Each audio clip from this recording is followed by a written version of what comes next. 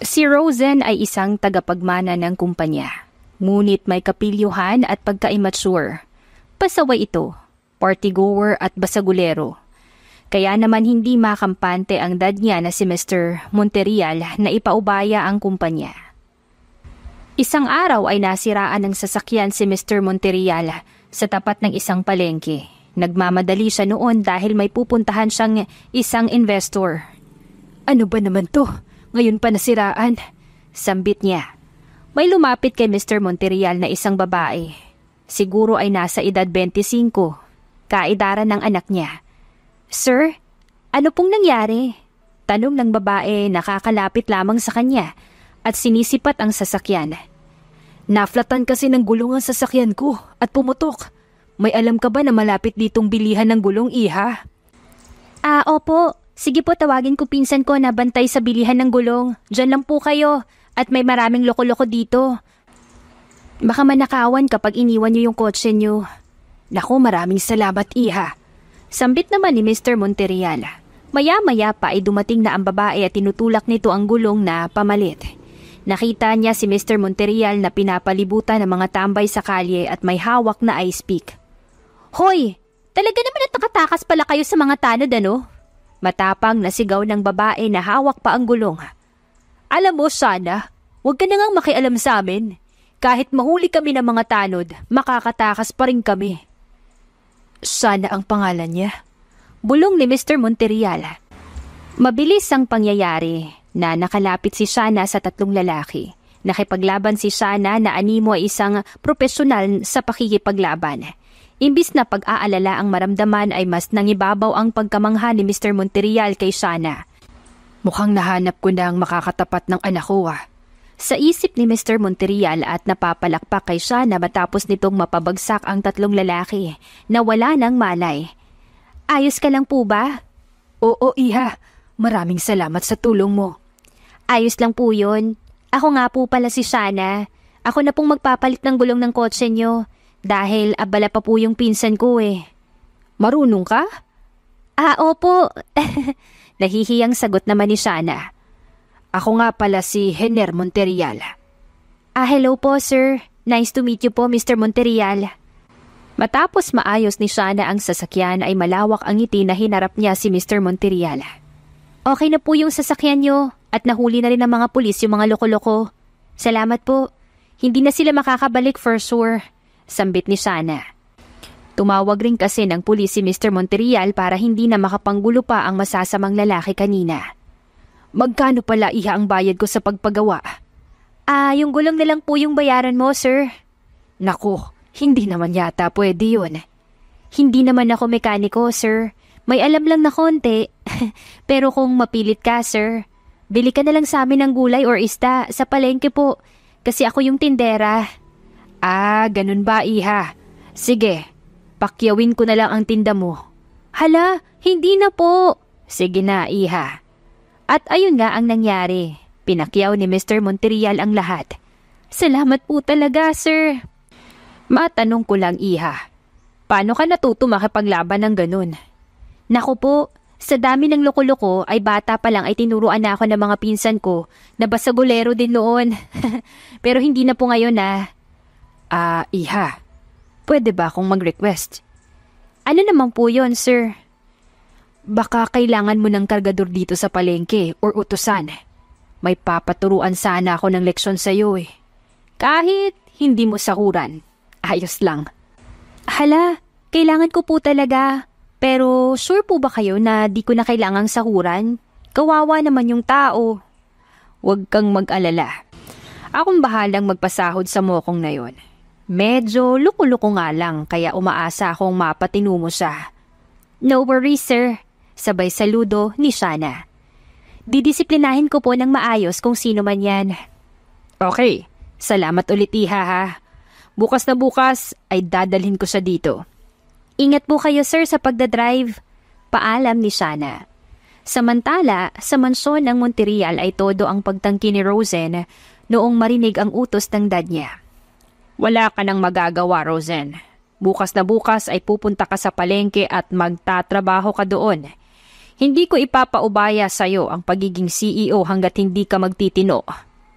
Dad naman, ang baho-baho dun. Puro manang. Paano ko mai-inspire magtrabaho dun? Napangisi naman si Mr. Monterial nang maalala si Shana. Manang pala ha. Sige, tingnan natin kung makapalag ka kay Shana. Sino naman yung Shanang yan, Dad? Shana, ang pagtatrabahuan mo sa palengke. Isa siyang tindera doon. Isa pa, wag na wag mong sasabihin kay Shana na anak kita. Natatakot kasi si Mr. Monterial na hindi ito pahirapan ni Shana dahil mahihiya sa kanya ang dalaga. Akala ko si Shana ang para sa akin. Pero bakit naman po, Dad, na ayaw niyong malaman na anak niyo ko? Siyempre, madadamay ang pangalan ng kumpanya. Palusot na lamang ni Mr. Monterial. Kinabukasan ay agad na isinama ni Mr. Monterial sa palengke. Iha, this is Rosen. Ikaw pala yung mokhang na kailangan kong disiplinahin Nakangisi na sambit ni Shana habang pinagmamasdan si Rosen mula ulo hanggang paa. Oh, ikaw pala si Shana. Hindi mo naman sinabi, Mr. Monterial, na may magandang manang dito. Sambit ni Rosen na umiiral ang pagkapilyo at hahawakan sana ang pisngi ni Shana. Pero laking gulat niya nang pilipitin nito ang kamay niya. Aray! Reklamo ni Rosen at sabay bawi sa kamay niya. Natatawa naman ang dad niya sa kanya. Muntik nang matawag ni Rosen na dad si Mr. Monterial nung batukan siya ng sariling ama sabay bulong. Sabi ko, wag kang maingay na dad mo ko. Sorry. Bulong naman ni Rosen. May problema ba? Anong Tanong ni Shana sa naputol na salita ni Rosen. Daming pangit. Sambit ni Rosen sabay irap kay Shana. Mas pangit ka? Sambit naman ni Shana na naiinis. Samantala, natutuwa naman si Mr. Monterial sa nakikita. O paano, Shana? Maiwan ko na sa'yo si Rosen ha. Huwag kang mahihiyang pahirapan ang mokong na yan. Sambit ni Mr. Monterial bago umalis. Lagot ka sa akin. Sambit ni Shana sabay ngisi. Hindi ako susunod sa'yo. Wala kang magagawa. Ano bang atraso mo kay Mr. Monterial? He is my... never mind. Ano naman ang gagawin ko dito sa palengke? Marami. Tulad nun. Sabay turo ni Shana sa isang batsa ng tilapia na may mga buhay at napalagpa. Oh, anong gagawin ko dyan? Kainin mo lahat? Joke. Malamang buhatin mo. Kargador ka, diba? No way! Yes way. No way ka pa dyan. Isumbong kita kay Mr. Monterial Where to deliver? English pa. Doon sa panglimang stall, kay Aling Sita. Halos matawa naman si Shana kay Rosen na nagtakip pa ng ilong. Ang lansa! Huwag kang maarte. Dalhin mo na yan doon. Hinubad ni Rosen ang suot na t-shirt saka ibinato kay Shana. Napalunok naman si Shana sa kanyang nakikita. Ang mga pandesal sa isipan niya ay napalunok. Yung laway mo tumutulo, sambit ni Rosen. Napasa na ang batsa at nakangisi kay Shana. Hindi pawis yun, sambit ni Shana, sabay talikod kay Rosen. Hinatid naman na ni Rosen ang mga isda kay Aling Sita. O iho, bago ka lang dito? Aba, nakakuha na ng kargador si Shana At ang pogi pa. Opo, bago lang. Sige po, balik na po ako sa pwesto namin. Pabalik na si Rosen nung mapansin na halos nasa kanya ang mata ng mga tindera, kaya mas binilisan niya pa ang paglalakad. Grabe naman, ngayon lang ba nakakita ng pogi ang mga tao dito? Sambit ni Rosen na nagyayabang kay Shana pagkabalik. Hindi, ngayon lang sila nakakita ng kargador na kasing pangit mo. Sambit ni Shana. Magsasalita pa sana si Rosen noong may isang customer na lalaki ang dumating. Ay Shana, pabili nga ako ng 2 kilo ng galunggong. Eto po, sir. Sabi ko naman sa'yo na wag mo na akong tawagin na sir. Baka pag sinagot mo na ako, sir pa rin yung tawag mo sa akin. Sambit ng customer na ikinataas ng kilay ni Rosen. Kita niya pa ang lagkit ng tingin noon kay Shana. Huwag kang mag-alala, hindi naman kita sasagutin. Prangkang sambit ni Shana kaya naman nagtawanan ang mga nakarinig. Napiko naman ang lalaking customer dahil tila napahiya. Madalas kasi itong nadayo sa palengke para lang pilitin si Shana na sagutin siya. Alam mo, Shana, maganda ka eh. Pero nauubos na sa'yo yung pasensya ko ha. Eh di ubos. Tagal naman, bakit ngayon lang naubos? Pagtataray ni Shana. No one rejected me before you, Shana. Wala! Sigaw ng lalaking customer at nakaambang sampalin si Shana. Mabilis na lalapit na sana si Rosen nung napaupo ang lalaking customer sa sahig matapos natadyakan ni Shana. Kung walang nag-reject sa'yo nun, ngayon meron na. Umalis ka na dito sa palengke at huwag ka nang babalik kung ayaw mong hindi lang sipang ibigay ko sa'yo. Huwag ka ngang mayabang, babae ka lang. Hindi natapos ang sasabihin nito ng sapakin ni Shana sa mukha at saka sinikmuraan. O ayan, babae lang ako niyan ha. Paano pa kaya kung lalaki ako? Tumayo ang lalaking customer at akmang lalapit kay Shana nung titigan siya nito ng masama at ambahan muli ng suntok. Sa halip ay nanakbo na iyon palayo. May araw ka rin sa akin, Shana! Sigaw pa nun. May kabaong ka naman sa akin kapag bumalik ka. Sigaw ni Shana at nagtawa na naman ang mga nakinuod at napapalakpak pa. Basagulera ka pala. Bagay tayo. Sambit ni Rosen na mangha kay Shana. Baliw. Ako tao. Pero ikaw, ewan ko lang. Sambit ni Shana. Lalampasan na sana niya si Rosen nung masagi niyang isang timba na may tubig na out of balance siya at handa nang lumagapak sa sahig nung maramdaman na hindi siya sa semento nakadakana. Sigaw nilang dalawa ni Rosen nung mapagtanto na nagdikit ang labi nilang dalawa. Paanong nangyaring? Tarantang sambit ni Shana habang nagpupunas ng labi na akala mo ay diring-diri. Hinila mo kaya ako? Sambit naman ni Rosen. Makapunas ka naman dyan. Anong ulam mo kanina? Ha? Ulam? Nagtatakang tanong ni Shana. Oo, anong ulam mo? Ginataang tulingan. Nagtatakang sagot ni Shana. Kaya pala lasang tulingan. May sili yun no, kasi maanghang eh. Sambit ni Rosen sabay hawak sa labi. Bastos! Sigaw ni Shana at saka nag-walk out. Pumunta siya ng CR at doon inamoy pa ang hininga niya. Di pa pala ako nakapag-toothbrush. Amoy ulam pa. Si Rosen naman ay naiwan na tila natulala. Yun kasi ang first kiss niya. Ang totoo kasi ay kahit pasaway siya at partygoer, ay ilag siya sa mga babae. Pinalalabas lamang niya na babaero siya at basagulero para kunin ang atensyon ng ama na busy sa kumpanya. Minsan lang kasi itong umuwi, kaya naman kahit napagagalitan siya sa pag-uwi ay mas okay na yun, basta makita niya lamang ang ama niya araw-araw. Wala na rin kasi ang mommy ni Rosen na namatay noon nang pinanganak siya. Matapos ni Shana sa CR ay bumalik na siya sa pwesto pero nagulat siya nung makita na ang raming customer sa pwesto niya. Karamihan pa ay mga babae. Lumapit siya doon at nakita si Rosen na nagtitinda na pala dahil wala siya. Ngiti-ngiti na sana si Shana nung marinig ang sinabi ni Rosen. Eto pong bangus ay 25 lang yung kilo. Rosen! Malakas na sigaw ni Shana dahil 80 ang kilo ng bangus. Dinampot ni Shana ang labano sa gilid at pasugod na kay Rosen na siya namang nanakbo. Teka, ba't ka nagagalit? Natulong na nga ako eh. Malulugi ako dahil sa'yo. Hinihingal na sambit ni Shana habang hinahabol si Rosen. Ha? Magkano bang bangus? 80 yun! Walang yaka! Naabutan naman ni Shana si Rosen na hingal pa rin. Huwag ka nang tumakbo! Hinahabol mo ako eh. Ilan ba nabenta mo na ganoong presyong halaga? 10 kilo. 10? Oo eh. Hayaan mo. Sasabihin ko na lang kay kay Mr. Monterial na ibabawas sa sahod ko. Napatingin naman si Shana sa labi ni Rosen nung kagati nito ang sariling labi. Naaalala tuloy niya yung kanina. First kiss niya yun, kaya naman namula siya. Ay, sige na, magligpit na tayo. Magsasarado na rin naman yung palengke. Sabay bato na lamang ni Shana ng labanos kay Rosen. Nakauwi na si Rosen sa mansyon nila nung makita ang ama na naghihintay sa sala. O ano, kumusta naman sa palengke? Well, interesting. Nakangisi na sambit ni Rosen. Ano?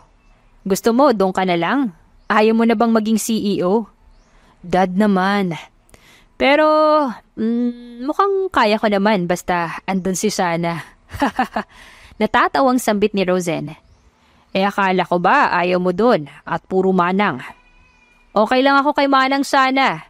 Kaso Dad, baka naman pwede mo na ako ipakilala na anak mo. Grabe naman mag-utos yun. Akala mo CEO ng palengke. Saka na, kapag nakita ko na talagang responsable ka na. Fine. Sige dad, maliligo na ako. Mabuti pa nga, ang laksa mo. Sambit ni Mr. Monterial at napapailing na lamang. Isang araw pa lamang si Roseanne sa palengke pero malaki na ang naging epekto dito ni Shana. Sa isip-isipan niya ay napangiti. Hindi katulad nung una na sa pilitan na dinala ni Mr. Monterial si Roseanne sa palengke dahil ngayon ay maaga itong gumising at nagbihis ng komportableng damit para pumunta doon. "Oh, ang aga mo naman," tanong ni Shana na nagtataka.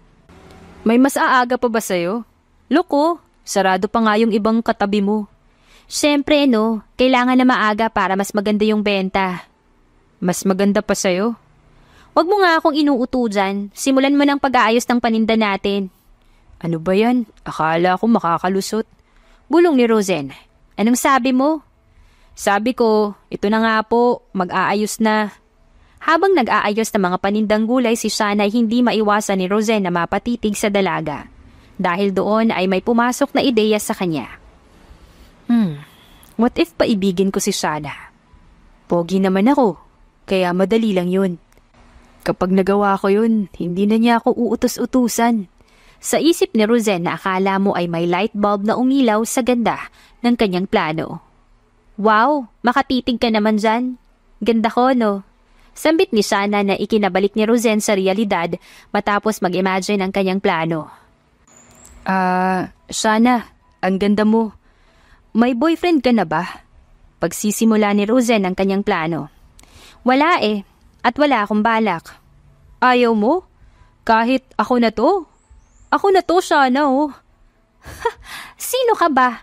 Sambit ni Shana na may pagka-sarcastic at natatawa. Naaalala naman ni Roseanne na hindi nga pala alam ni Shana ang tunay na background niya, na hindi rin naman niya masabi dahil lagot siya sa dad niya. Pasag trip naman to. Sambit na lamang ni Roseanne.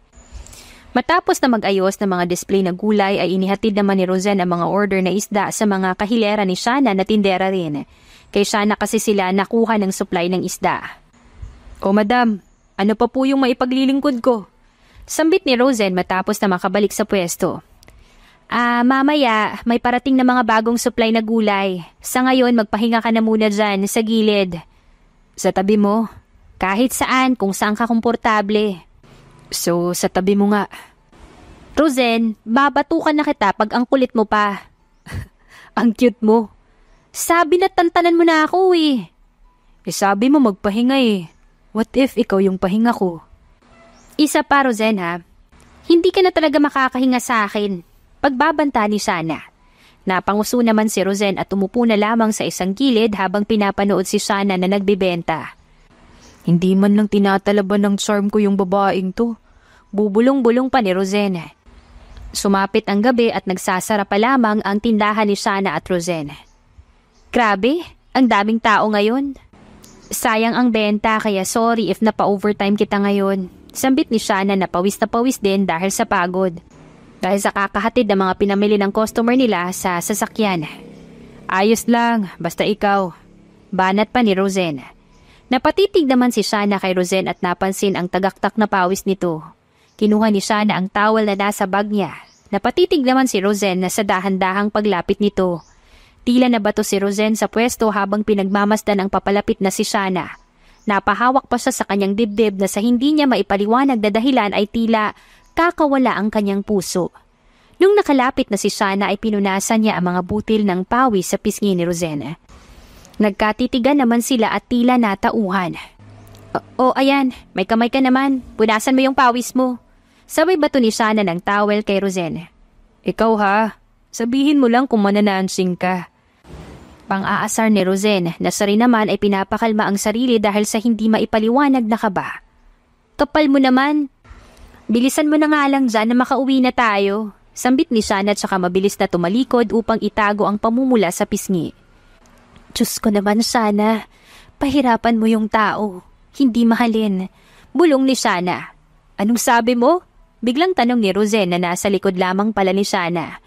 "Sabi ko, sasakalin na kita. Nakakagulat ka naman." Halos napatalo na palusot ni Shana. "Iba narinig ko eh. Mahalin ba yun?" "Oo, Mahal na ang bilihin bukas, kaya mabuti pa magsiuwi na tayo. Ihahatid na kita sa inyo. Medyo gabi na rin, kaya delikado. Offer naman ni Rosen kay Shana. Hindi na kailangan, kaya ko yung sarili ko. Umuwi ka na dahil maaga pa tayo bukas. Sambit ni Shana tsaka kinuha ang bag niya. Naglalakad na si Shana pa uwi sa kanila nung maramdaman na tila may sumusunod sa kanya. Maya't maya ay bumabaling siya sa kanyang likuran upang lingunin ang naririnig ng mga yabag. Diyos ko, wala naman sa aking makukuha kung hold-upper man tong nasunod. Kinakabahan na sambit ni Shana. Binabalot na ng takot si Shana nung bigla na lamang may humawak sa balikat niya. Kaya naman agad siyang napasigaw. Gamit ang natutunang self-defense ay inawakan niya ang braso ng humawak sa balikat niya mula sa likuran. Bagamat babae ay nagawa ni Shana na ibalibag ito dahil na rin siguro sa sobrang takot. Aray! Reklamo ni Rosen na siyang lumagapak sa kalsada. Rosen, anong ginagawa mo dito? I just want to make sure na makakauwi ka ng safe. Hindi ko naman alam na Amazona ka pala. Sambit ni Rosen na hindi makapaniwala at iniinda ang sakit ng balakang. Sorry. Ikaw naman kasi eh. Sabi ko na sa'yong kaya ko naman yung sarili ko. Kahit na. You're still a girl kaya. Sabay pout pa ni Rosen. Napatitig naman sa kanya si Shana na nakaramdam ng kakaibang kilig. O Shana, umayos ka nga. Awat ni Shana sa kanyang sarili. Tumayo ka na dyan, mukha kang kawawa. Sabay offer ni Shana ng kamay niya kay Rosen upang tuluyang tumayo. Nagulat naman si Shana nang umisi si Rosen pagkahawak sa kamay niya. Malakas ang puwersa na hinigit ni Rosen si Shana, dahilan para matumba si Shana kay Rosen. Anong ginagawa mo? Nauutal na sambit ni Shana dahil ngayon ay sobrang lapit na nila sa isa't isa. Napadapa si Shana sa dibdib ni Rosen na nakahiga sa kalsada. Pilit na gustong umalis. At tumayo si Shana sa pagkakasubsob sa dibdib ni Rosen. Ngunit mahigpit na niyakap siya nito. Don't move. There's a wild dog out there. Bulong ni Rosen kay Shana na siyang nakapagpataas ng balahibo niya. Ikaw ang wild.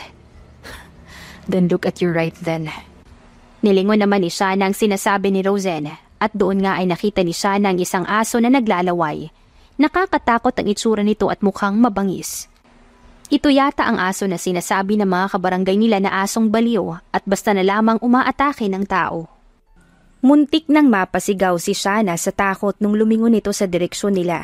Ngunit bago pa siya makasigaw ay natakpan na ni Rosen ang bibig niya. Don't shout! Ano ba?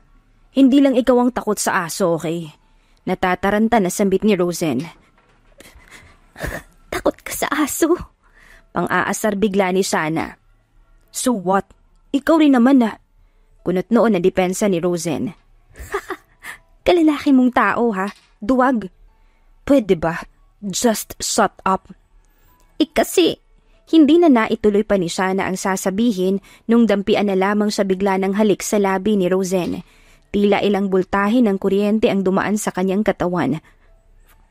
First kiss ko yan! Naiiyak na sambit ni Shana. Ako rin naman. Sambit ni Rosen na tila nahiya at namula ang tenga. Bakit ka nga kasi nang hahalik? Ang daldal mo kasi. O ayan, umalis na yung aso. Sambit ni Rosen at nagmamadaling tumayo. Wala ka bang kamay? Sana yun yung ginamit mo kung madaldal ako. Hindi yung labi mo. Mas baliw ka pa yata sa aso eh. Sambit ni Shana na namumula at sobrang nakalabog ang dibdib sa kaba. Sa nagpanik ako eh. What? So kapag nagpapanik ka nang hahalik ka pala? Depende. Anong depende? Kapag ikaw sigurong kasama ko, oo. Bastos! Sigaw ni Shana at nanakbo na pauwi sa kanila. Si Rosen naman ay hindi maintindihan ang magiging reaksyon. Naaalala niya ang ginawang paghalik kay Shana. Am I going crazy? Bakit ko nga ba kasi ginawa yun? Sambit niya sa sarili at hindi maiwasang mapangiti. Napasabunot na lamang siya sa sariling buhok upang awatin ang sarili dahil may kilig na dumaloy sa pagkatao niya. Hindi ikaw yan, Rosen. Umayos ka. Suway niya muli sa sarili. Pareho na silang nakauwi na dalawa. Anong oras na ay gising na gising pa ang dalawa na parehong nakatingala sa kisame. Hindi makatulog at parehong nakikinita ang mukha ng isa't isa. Napahawak si Shana sa kanyang dibdib. Ito ba yung sinasabi nila na pakiramdam kapag in love? Gosh, hindi pwede to. Hindi ko nga alam ang pinagmulan ng lalaking yun. Isa pa, ay may atraso siya kay Mr. Monterreal. Sana, pigilan mo yung sarili mo. Samantala, sa kabilang banda naman ay isa rin itong si Rosen sa hindi makatulog. Ano ka ba naman, Rosen? Ang sabi mo, make her fall in love para di ka pahirapan sa palengke. Bakit? Ikaw tong nahihirapan ngayon. Parang timang na kinakausap ang sarili habang nakatingala sa kisame mula sa kanyang pagkakahiga. No way! Hindi pwede! Pero bakit naman hindi? Rosen! Ay, talaga ba sa manang na yun ka mafuful? Sa Amazona yun eh. Bahala na bukas. Pero yung puso ko, tumitibok ng sobrang bilis na parang hinahabol ng mga kabayo. Kinaumagahan ay parehong halos wala ng tulog si Rosen at Shana. Naabutan ni Rosen si Shana na naghihikab pa habang nagbubukas ng tindahan sa palengke. Nagkatinginan sila at hindi alam ang tamang salita na sasambitin sa isa't isa. Matagal na katahimikan ang bumalot sa kanila dahil sa ka-awkwardan na nararamdaman nila matapos ang pangyayari kagabi. Good morning. Pangunguna ni Shana upang mabawasan ang awkwardness. Good morning. Nauutal naman na sagot rin ni Rosen sabay iwas ng tingin. Pakiabot naman yung gulay. Utos ni Shana kay Rosen. Agad naman na kinuha ni Rosen ang bilao ng mga gulay at isa-isang iniabot kay Shana. Nagtama ang mga mata nilang dalawa at parehong nagulat at tila nakuryente, kaya naman nabitawan nila ang bilao. Nagkalat yun at nung dadamputin na nila, ay nagkataong parehong gulay pa yung nadamput nila. Hindi sinasadya na nahawakan ni Rosen ang mga kamay ni Shana. Aray! Reklamo ni Rosen nung hugutin ni Shana ang kamay at isampal kay Rosen. Kahapon ka pa nananansing ha? Sambit ni Shana na pinandilatan si Rosen. What? That was an accident. Accident mong mukha mo. Magsimula ka na nga magbuhat ng mga order at i-deliver sa kanila aling Sita. Sambit ni Shana na siyang simula na naman ang bangayan nilang dalawa. Grabe talaga. Hindi man lang tinablan. Mahuhulog ka rin sa akin. Bulong ni Rosen at nakanguso na nag-deliver ng mga order na isda sa ibang mga kahilera nila. Ilang linggo pa ang lumipas at tinutuon ni Shana ang sarili sa pagpapahirap kay Rosen sa palengke upang maiwasan na isiping nagugustuhan niya na ito. Si Rosen naman ay panay ang pagpapapansin kay Shana upang paibigin ito at tantanan na siya ni Shana. Isang umaga, habang abala si Shana sa pag-aasikaso sa mga suki niya, ay may babaeng lumapit kay Rosen. Madalas na napapansin niya ang pagbisita ng babae sa palengke, na madalas sa ilang piraso lang naman kung hindi sibuyas, kamatis o bawang ay siling haba ang binibili nito. Madalas rin na nahuhuli niya ang malagkit na mga tingin nito kay Rosen. Hindi maipaliwanag ni Shana pero nagiinit ang dugo niya sa babaeng ito. Lalo pat tuluyan na nga nitong nilapitan para kausapin si Rosen. Hi! Ikaw si Rosen, tama? Malanding tanong ng babae. Alam mo naman pala, nagtatanong ka pa. Pagsusungit naman ni Rosen na ikinatawa ni Shana. Ang sungit mo naman? Sambit ng babae at tangkang hahawakan sa pisngi si Rosen nung may lumipad na buntot ng tilapia sa kanya. Napatili naman ito sa kaartihan at masamang binalingan ng tingin si Shana na nakangisi at nakakibit balikat pa habang nakataas ang kilay. Ano bang problema mo? Reklamo ng babae at nilapitan si Shana. Kinuha naman ni Shana ang pangkaliskis ng isda. Malakas na nagkaliskis siya ng isda dahilan para magtalsikan yun sa babae. Ew! Look, Rosen! Yung tindera niyo, napakabad! Pagsusumbong nito kay Rosen na nakatitig kay Shana at nakangisi. Huwag mo kasing pagsilosin. Sambit ni Rosen na nakangisi din. Sinamaan naman siya ng tingin ni Shana. Selos? Ha?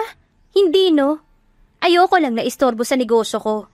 Ano ka ba? Bibili ka? Binibenta mo ba ang oras ng kargador mo? Tanong ng babae na nakatingin kay Rosen at nagpapantasya. Isuot mo nga yung t-shirt mo. Ang sakit sa mata ng mga abs mo. Katawan mo. Sabay bato ni Shana ng damit kay Rosen. So ano nga? Bilhin ko ng kargador mo ng isang araw. Ako na ang papasahod. Pamimilit ng babae. Pwede ba, miss? Nakakaabala ka sa negosyo ko. Kung payag yang si Rosen sumama, edi iuwi mo. Inis na sambit ni Shana dahil kung hindi siya papayag, ay aasarin naman siya ni Rosen na may gusto talaga siya dito. Ano Rosen? Let's go? Tanong ng babae. Tumingin muna si Rosen kay Shana na halatang inaabangan rin ang sagot ni Rosen. Sure. Sagot ni Rosen na ikinanganga ni Shana. Galit na natadtad ni Shana ang order ng customer. Iha, dahan-dahan naman. Malapit nang maging giniling yung isda ko oh. Sambit ng customer kaya naman natauhan si Shana. Talaga? Payag ka na sumama sa akin, Rosen? Masayang sambit ng babae at inirapan pa si Shana. I mean, sure.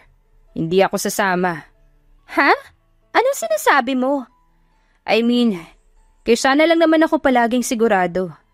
Sambit ni Rosen, sabay kindat kay Shana. Nabigla namang namula at nakahinga ng maluwag. Akala niya talaga sasama si Rosen sa babaeng yun. O paano ba yan? Baka gusto mo nang umalis, miss. Nakakaabala ka na. Sambit ni Shana na ngayon ay nakangisi na. Napatingin naman siya kay Rosen na nakatitig sa kanya. O bakit? Wala lang. Ang cute mo palang magselos, no? Selos mo mukha mo. Aray! Biglang sambit ng babae na paalis na. OMG, Rosen! Can you carry me papunta sa kotse ko? Na-spray niya tayong pa ako eh. Pag-iinarte pa ng babae na halata naman na sinadya ang pagkatapilok para lang makalapit kay Rosen. Hindi naman alam ni Rosen ang gagawin dahil baka masabihan siya na very ungentleman. Kaya naman akmang bubuhatin na sana niya ang nakangiti na babae nung humarang si Shana na may hawak na batsyang malaki. Dito ka sumakay, utos ni Shana sa babae. Ha? Kadiri, ayoko. Huwag ka nang maarte. Mukha ka namang bisugo. What? Wala. Sabi ko bingi ka. 'Di ba? Paalang naman ang na-sprain sa'yo. Bakit parang nabingi ka na rin? If na-sprain ka, dito ka na sa batsa. Hihilain ko yung batsa hanggang sa labasan. Dun sa kotse mo. Okay yun? No way! Yes way! Sambit ni Shana at inutusan si Rosen na isakay sa batsa ang babae. Pagkalagay doon ay agad na hinila ni Shana ang tali at nanakbo na hila-hila ang batsa kung saan naroon ang babae na panay ang hiyaw. Hindi naman mapigilan ni Rosen ang matawa sa kapilyahan ni Shana. O kuya, pakibuhat nga yan at isakay niya sa tricycle. Natatawang sambit ni Shana matapos huminto sa paghila ng batsa sa paradahan. No way! Kaya kong sarili ko. Saka mabilis na tumayo ang babae sa batsa at diring-diri na pinagpagan ng sarili. Oh, wala ka naman palang sprain. Pinahirapan mo pa akong isakay ka sa batsa at hati dito, no? Nang aasar na sambit ni Shana. Napatili naman sa inis ang babae at sumakay na lamang sa tricycle dahil sa hiya. Katakot ka naman magselos. Biglang sulpot ni Rosen sa tabi ni Shana. Pwede ba? Hindi ako nagsiselos. O ayan, dalhin mo pabalik. Sabay bigay ni Shana sa batsa kay Rosen. Nailing na lang naman si Rosen habang pinagmamasdan si Shana na nagmamadaling bumalik sa pwesto nila. Hello Dad, bati ni Rosen sa ama niya. Oh, iba yata ang ngiti mo ngayon. Well, let's just say that I'm enjoying life more now. Talaga ba? I think pwede ka na umalis sa palengke soon. I will talk to Shana. Dad, can you do me a favor? Can I stay a little bit longer? Aba, noon ayaw na ayaw mo dun ah. Ngayon ikaw pang nagre-request na magstay. Takang tanong ng ama ni Rosen. Let's just say I still have an unfinished business there. I need to verify something. Ano na naman yan, Rosen? Taas kilay na tanong ni Mr. Monterial.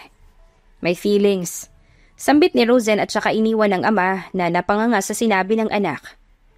Kita mo nga naman ang batang to. Isang tindera sa palengke palang katapat. Rinig ko yan, Dad. Pahabol ni Rosen na natatawang naakyat sa hagdanan. Sus, natakot ka matadtad ni Shana, no? Sigaw naman pabalik ni Mr. Monterial na humahalakhak. Kinaumagahan ay maagang gumising si Shana upang magluto ng babauning pagkain sa palengke.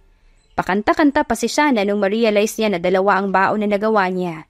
Isa para sa kanya At isa ay para kay Rosen na hindi niya namalayang ginawa niya. Sana, ano bang ginagawa mo? Bakit nawawala ka sa sarili mo dahil sa lalaking yun? De bale na, ngayon lang naman to. Ibibigay ko na lang, sayang din naman. Sambit ni Shana na sinasabunutan pang sarili. O Insan, ang aga mo naman masyado. Ano yung dala mo? Tanong ng pinsan ni Shana na mekaniko noong mapadaan siya sa binabantayan noong shop. Baon ko. Ang dami naman yata. Ibibigay ko dun sa kargador ko. Ang dami ko kasing niluto. Haba, pati puso mo nabuhat na ng kargador na yun Tigilan mo nga ako. Butasin ko yung tindan yung mga gulong Ikaw naman di mabiro. Napaghahalataan na masyado. Pang-aasar pa ng pinsan ni Shana. Ewan ko sa'yo.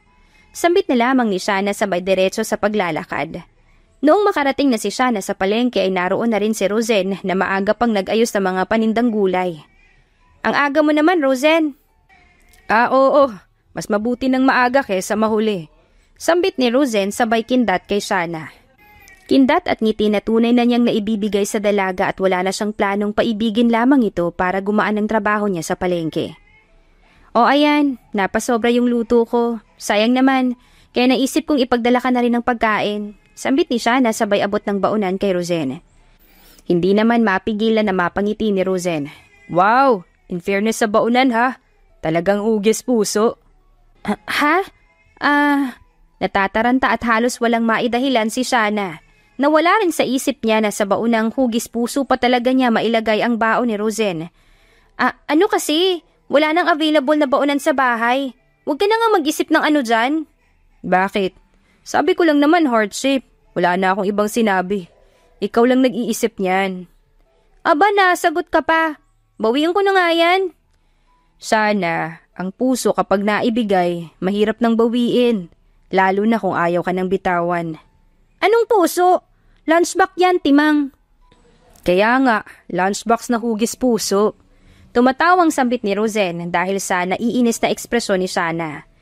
Ilang araw pang nagpapakiramdaman si Rosen at Shana dahil hanggang sa pagkakataong ito ay in denial at ayaw pa ring umamin ng dalaga sa kung ano nga ba talaga ang tunay na nararamdaman nila sa isa't isa. Rosen, may natawag sa phone mo. Sambit ni Shana dahil kanina pa nagre-ring ang cellphone nito. Pakiabot naman Shana, sambit ni Rosen. Noong kinuha naman ni Shana ang cellphone ay halos ibato niya kay Rosen ang cellphone. O ayan, calling ang babe mo. Sambit ni Shana na ikinakunot naman ang noon ni Rosen.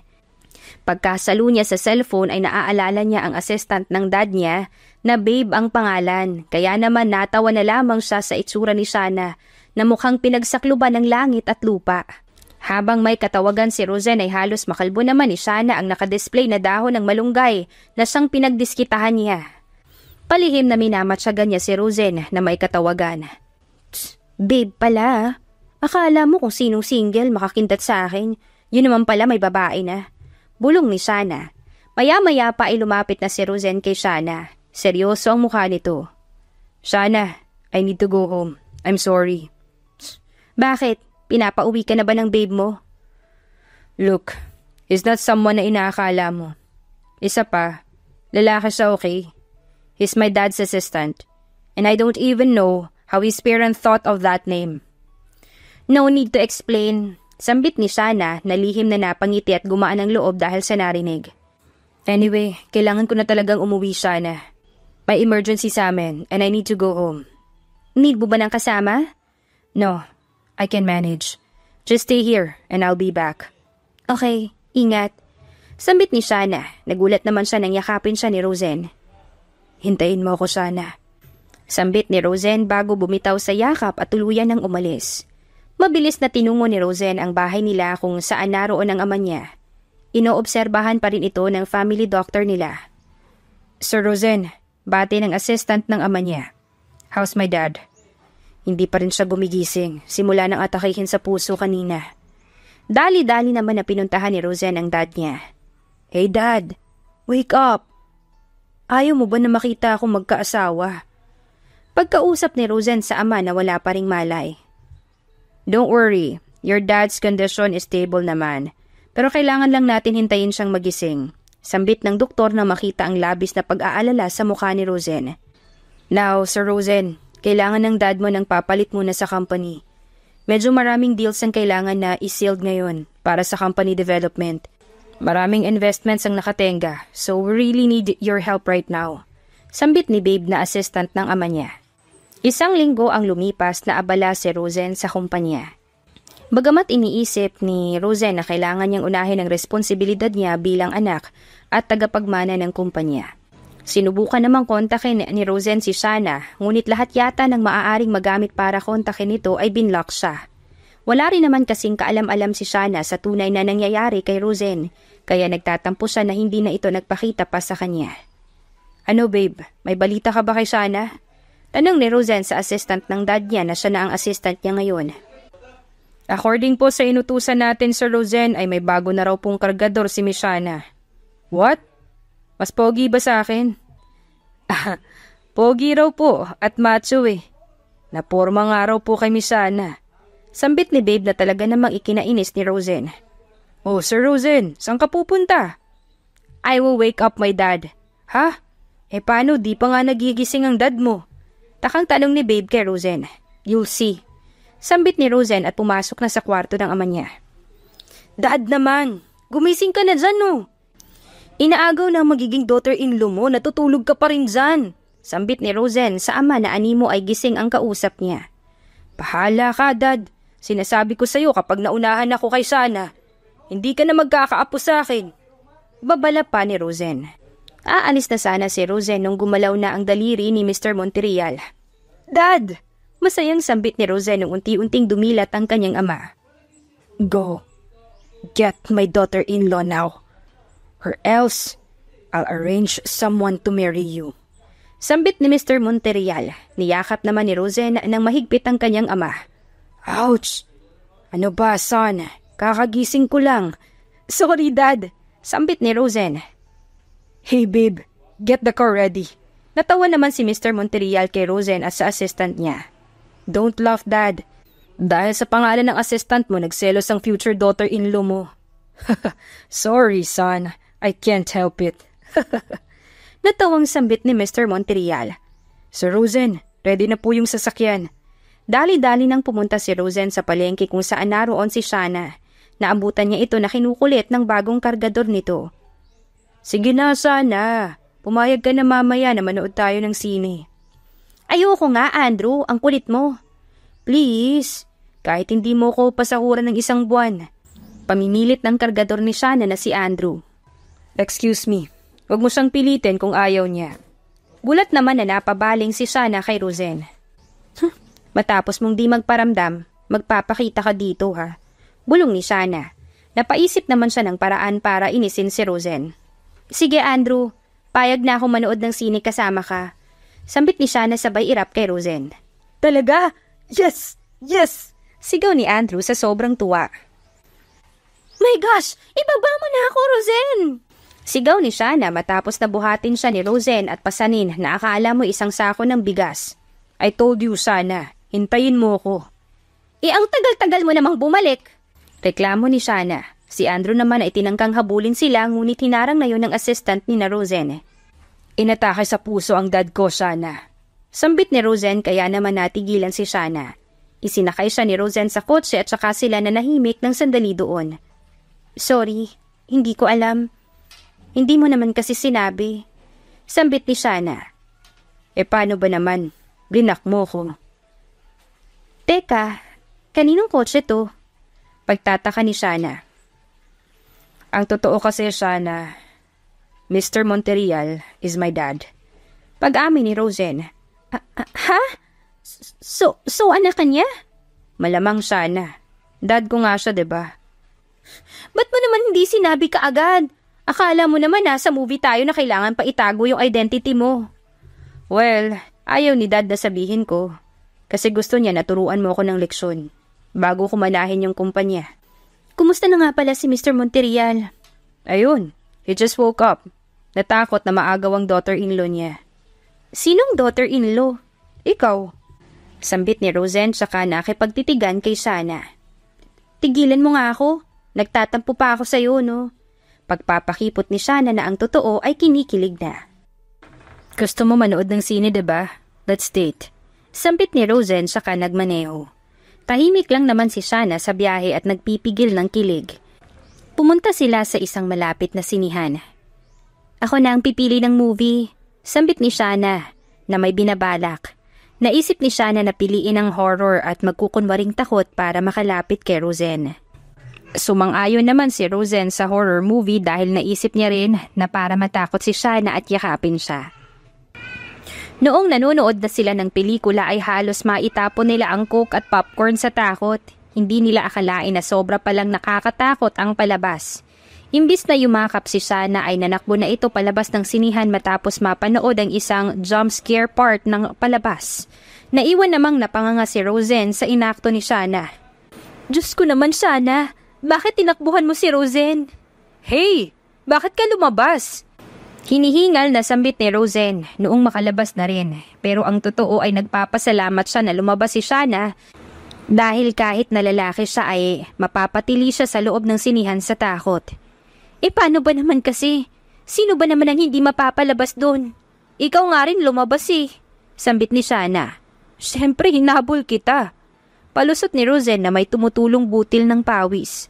Natawa naman si Shana na makita yun. Ano, di ka na nagtatampo sa akin? Pag-iisipan ko, sambit ni Shana. Matapos noon ay kumain na lamang sila sa labas at umuwi na rin si Rosen. Oh, kumusta? Nasaan na ang daughter-in-law ko? Ayun, Dad, nagpapakipot pa Kapag yan hindi mo napasagot bukas, sinasabi ko sa'yo, Rosen, irereto talaga kita sa iba for arranged marriage. Look, I'm getting older. Kailangan ko na ng apo. Dad naman. Basta, bukas. Sambit ni Mr. Monterreal na ang iniisip ni arranged marriage kay Rosen ay si Shana rin naman. Kinabukasan ay nagmamadaling pumunta si Rosen kay Shana. Shana! Sigaw ni Rosen na parang batang nagwawala. Noong nakalapit na ay yayakapin na sana niya si Shana, pero umiwas ito at piningot siya. Ano ba, Rosen? Ang aga-aga binubulahaw mo yung mga customers ko. Pakasal na tayo, Shana. Parang bata na sambit ni Rosen. Ha? Okay ka lang ba? Ni hindi mo pa nga ako nililigawan tapos hindi pa kita sinasagot, kasal na agad? Di ba nag-date na tayo kahapon sa sinihan? Ha? Hindi nga natin natapos yung palabas basta. Sige na, Shana. Dahil kung hindi mo ko papakasalan, ipapakasal ako ni Dad sa iba. Natigilan naman si Shana sa sinabi ni Rosen. Baka naman sinasabi mo lang yan para i-pressure ako at pumayag. Please, Shana. Hindi kita mamadaliin kung hindi ako pinagbabantaan ni Dad ngayon. He wanted me to bring you home mamaya. Mamaya agad? Yes. He said that he is getting older. And I need to bring you home ASAP. Hindi mo pa nga ako sinasabihan ng I love you. Or I like you man lang. I love you, Shana. I love you. I love you. I love you. Sigaw ni Rosen na ikinatingin ng mga tao sa kanila. Mabilis naman na tinakpan ni Shana ang bibig niya. Ano ba, Rosen? Nakakahiya. Never kong ikakahiya na mahal kita, Shana. I have fallen for you. Simula pa nung una. Hindi ko lang maamin dahil sa pride ko. I thought na na-challenge lang ako kasi bukod tangi kang kaya akong i-reject. Pero no, hindi pala. Mahal kita, Shana. I don't want to spend the rest of my life with anyone else. Only with you, Shana. Ikaw lang. Nagpalakpakan naman ng mga tao na nakarinig sa sinabi ni Rosen. Sagutin na yan! Sagutin na yan! Kansaw ng mga tao na nanonood sa kanila. Ano pa nga bang magagawa ko? Ayoko naman na ikasal ka rin sa iba. Sambit ni Shana at binigyan ng matamis na ngiti si Rosen. Oh, anong masasabi mo dyan? Sinasagot lang nga kita Sambit ni Shana nung mapansin na nakabusangot si Rosen. Ipinagsigawan kong mahal kita tapos yan lang yung isasagot mo? Nakangusong sambit ni Rosen. Natawa naman si Shana sa itsura nito. O sige na. I love you, Rosen. Mahal kita. Te amo. Waay ni. Saranghe. O ano pang love language ang gusto mo para hindi ka na magtampo? Ito. Sabay hatak ni Rosen kay Shana at hinalikan ito sa labi. Naghiyawan lalo ang mga taong nakakita sa kanila. Maya-maya pa ay dumating si Andrew. Napaiyak na lamang ito sa nakita at tila batang nagmaktol na nagmarcha paalis. Nabangga pa nitong isang tindera ng itlog dahilan para malaglag ang tray na hawak noon. "Ang mga itlog ko!" Sigaw ng dalaga na nabangga ni Andrew. "Sorry, hindi ko sinasadya." Sambit ni Andrew na tila batang nagpunas ng luha. "Sorry mo mukha mo!" Inis na sambit ng dalaga at saka binato ng itlog sa noo si Andrew. Samantala, isang malakas na palakpak ang pumukaw sa atensyon ng lahat. Palakpak na nagmula kay Mr. Monterreal.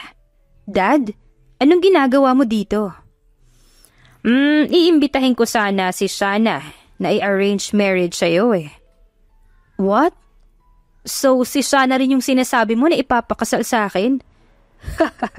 "Sino pa nga ba? Si Shana lang naman ang naiisip kong makakatapat mo." Sambit ni Mr. Monterreal. Nagkangitian naman si Rosen at Shana at saka sabay na tumawa. "Pinakamba mo naman ako, Dad." "Well, at least ngayon, alam mo na magpahalaga ng mga bagay-bagay, lalo na sa taong mahal mo."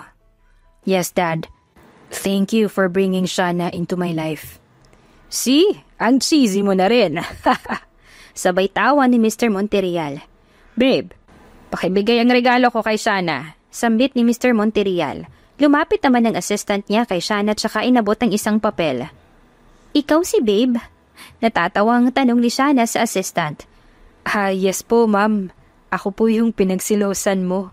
Sambit nito kaya naman sinamaan ni Shana ng tingin si Rosen na siyang napakamot sa ulo. "Ano po pala to?" Tanong ni Shana nung matanggap ang isang papel. "Take a look, Iha." "Isang villa? Seryoso po ba kayo, Mr. Monterreal?" "Well, I'll be more serious kapag simula ngayon ay dad na rin yung itatawag mo sa akin." Sambit ni Mr. Monterreal. Natatawa namang nakipag-appear si Rosen sa ama. "Masyado naman po yatang magarbo to para sa isang regalo." "Tanggapin mo na yan, Iha. Lalo na't ita-turn over ko na kay Rosen ang kumpanya."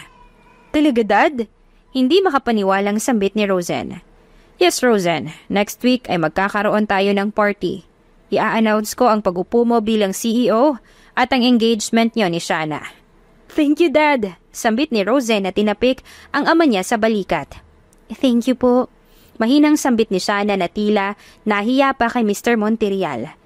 Dumating ang araw ng engagement party ni Rosen at Shana. Maraming kilalang guests ang umattend kasamang ilang mga kamag-anak at business partners nila Rosen. Hindi maiwasan na pinag-uusapan si Shana ng ilang mga guest na inggit sa kanya dahil sa siya ang napiling pakasalan ng isang Rosen Monterreal. "Let's wait na lang kung ano itsura niya." "Baka nakasaya pa yun pagdating." Sambit ng isang anak ng investor nila Rosen na binasted niya. "Sa true, nagtatrabaho sa palengke. So palengkera?" Tsaka nag-appear pa ang dalawang maldita. Maya-maya pa ay nagbukas na ang pinto kung saan lalabas si Shana. Halos mapatigil ang lahat sa ganda ni Shana. Nakasuot ito ng isang long back gown na kulay silver at patsyub ang style. Nakalugay ang wavy na buhok at nangibabaw ang maganda at mamula-mula nitong kutis. Tila napako sa kinatatayuan ang kanina lamang ay pinag-uusapan si Shana. "What the? Talaga bang tindera siya sa palengke?" Sambit ng isang bisita. "Grabe, ang ganda niya." Sambit ng isa pa. Sumunod naman na pumasok si Rosen saka humabol kay Shana. Kinuha niya ang kamay nito saka hinalikan. Tila prinsipe at prinsesa ang dalawa na dumating sa isang royal ball. Sa isang tabi ay may talaga namang inggit kay Shana. Patay na patay kasi ito kay Rosen ngunit hindi pinalad na mahalin pabalik. Masama rin kasi ang ugali nito. Noong dadaan na sa harap niya si Shana at Rosen, ay iniharang nito ang paa upang patirin si Shana. Ngunit alerto si Shana at sa halip ay nawala sa balanse ang babae. Nahawakan sana nito sa braso si Rosen ngunit pasimpleng iniwas ni Rosen ang braso niya, dahilan para masubsob ng tuluyan sa sahig ang babae. "Don't mess with my girl." Sambit ni Rosen at napangiti naman si Shana. Nagpatuloy na sila sa paglalakad patungong stage habang napahiya naman ang babae. "Good evening, everyone. I am here to officially announce that my son Rosen Monterreal will be married to this beautiful woman beside him, Shana." Pag-announce ni Mr. Monterreal, nagpalakpakan naman ang mga bisita. Along with that, Roseanne will also be the new CEO of our company. Dagdag ni Mr. Monterreal na siyang sinang-ayunan ng lahat, maging business partners at investors nila dahil nakita nila at nasubok ang galing ni Roseanne noong ito ang pansamantalang namahala noong inatake sa puso ang dad niya. Matapos ang announcement ay nakipag-usap sila sa mga bisita at nakihalubilo. Congratulations sa inyo!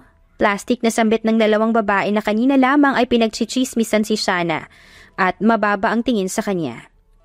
Thanks, but no thanks. Sambit ni Shana at saka tinaasan ng kilay ang dalawa. Roseanne, look.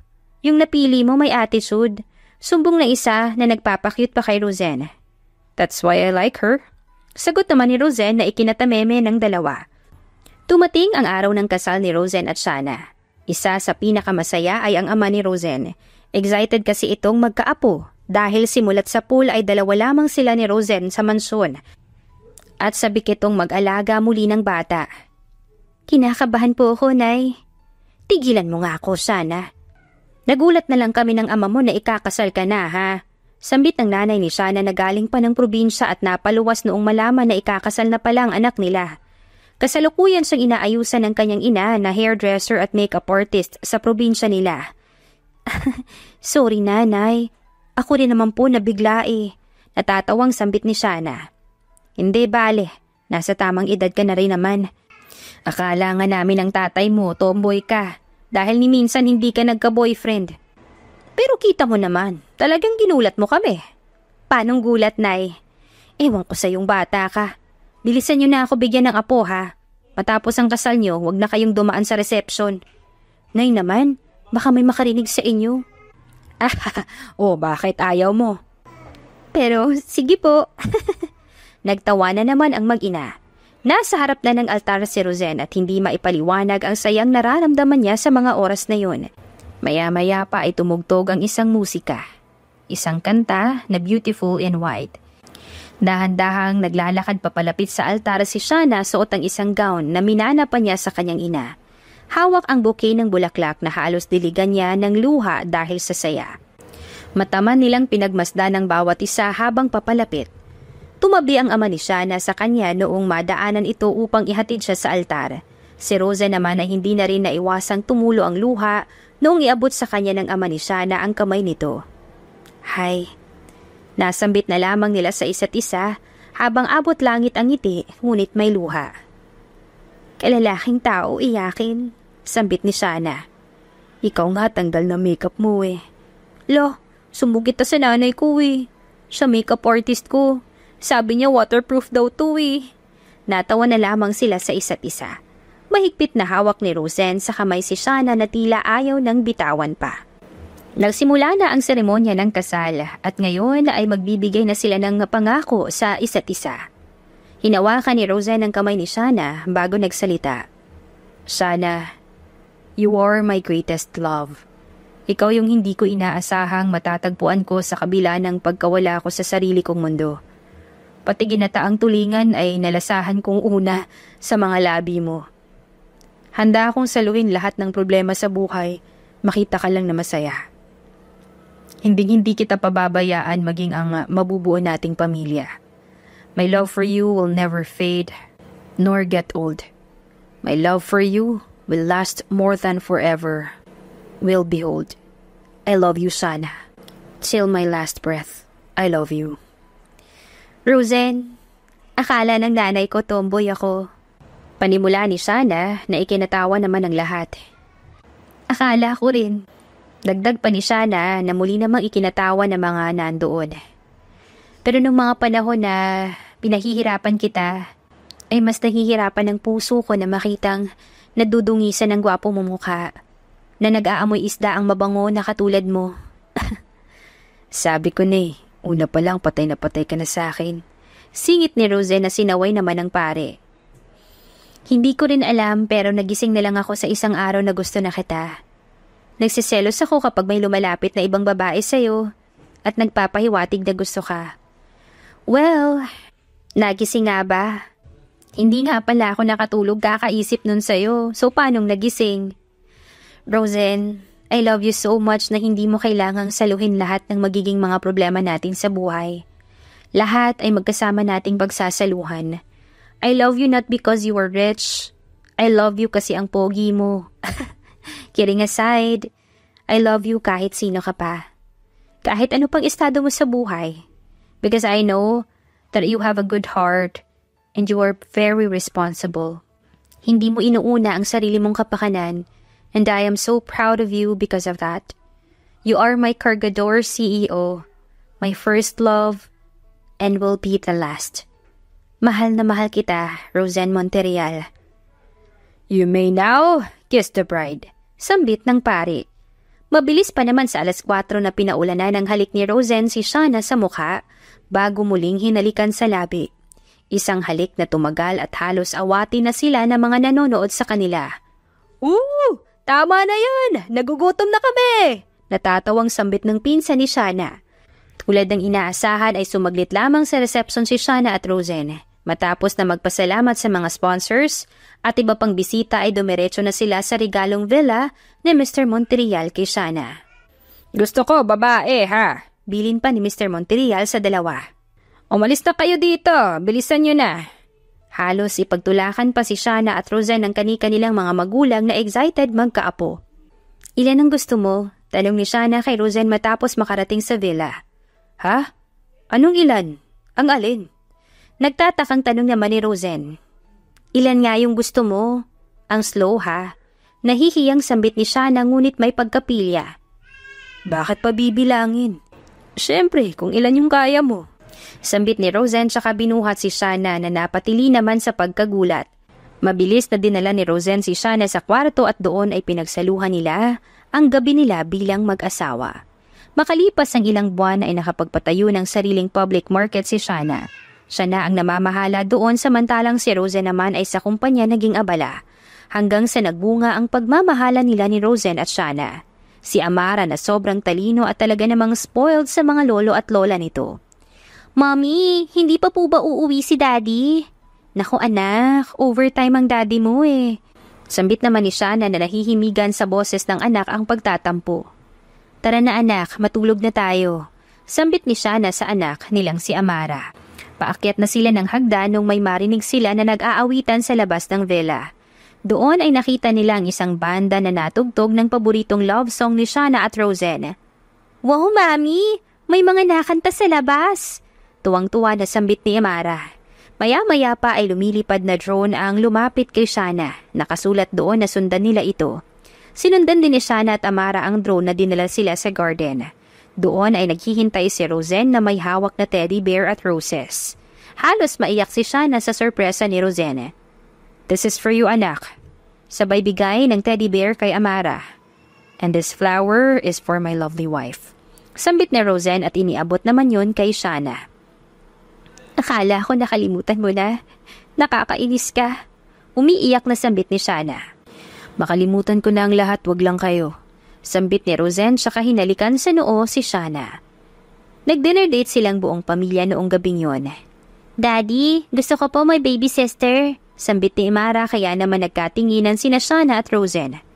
O paano ba yan? May special request. Sambit ni Roseanne na may nakakalokong ngiti kay Shana.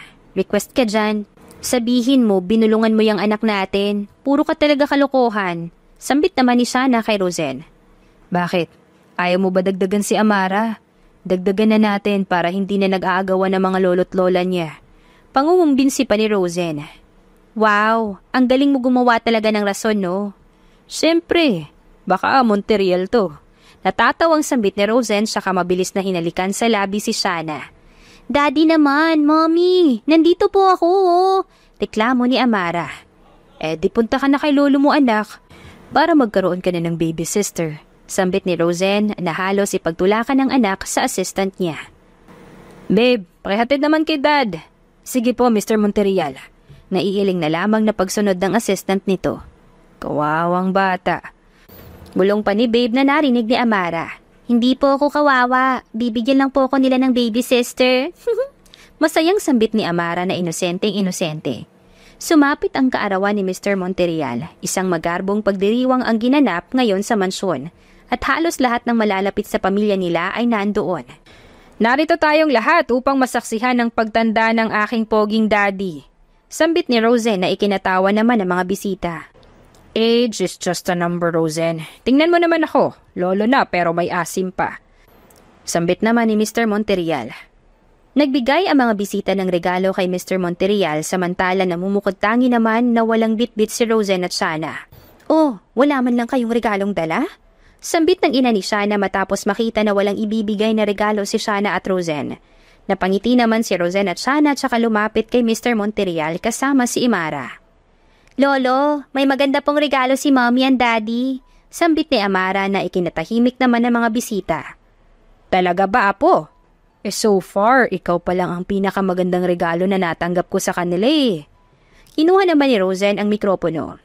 Everyone, I wanted to announce that my wife, Shana, is pregnant again.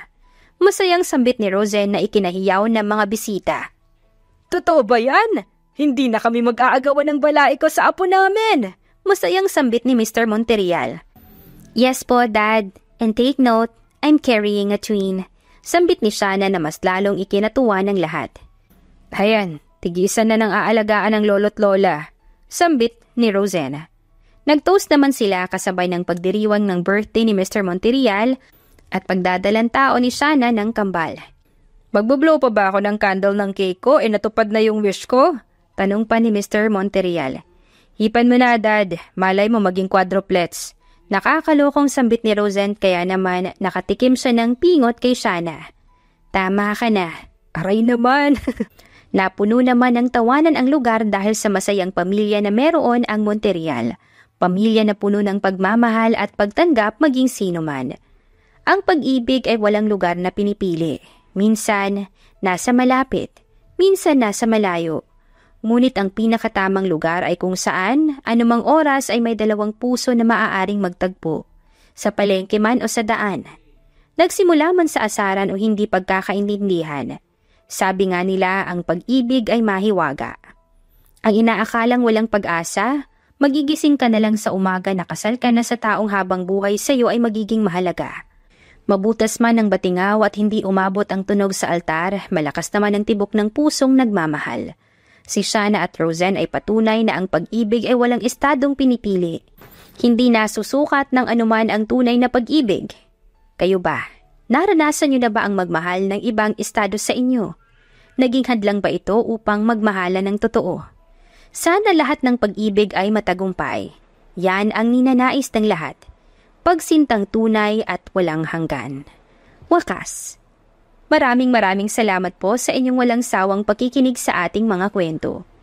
Hi po kay Ma'am Tessie Olarte from Pangasinan, Rini V. Mendoza from Cavite City, Ayesha Pacana from Saudi Arabia, Claudia Ungbao from Mandaue City, Kyotimo Zafe Jr. from Navota City at Lourdes Derecho from Talisay City, Cebu. Maraming salamat pong muli sa inyong walang sawang pagsubaybay. Abangan pa rin po ang mga kwentong puno ng aral, pagmamahal at inspirasyon. Siyempre dito lamang yan sa inyong inaabangang Dear Siren.